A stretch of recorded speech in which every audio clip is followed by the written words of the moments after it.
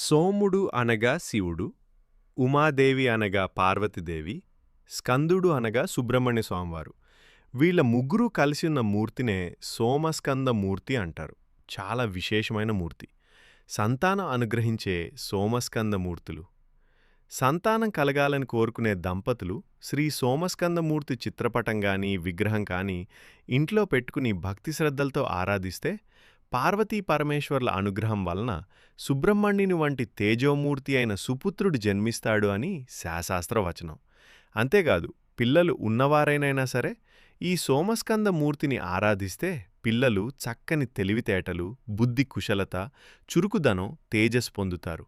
అందుకే తమిళనాట సోమస్కందమూర్తి ఆరాధన విశేషంగా చేస్తుంటారు. తమిళనాడులో ఈ మూర్తి ప్రతి శివాలయమున ఉంటారు. మన ఆంధ్ర రాష్ట్రమున కపిలతీర్థం మరియు శ్రీకాళహస్తి దేవాలయాల్లో మాత్రమే మనకు కనిపిస్తారు.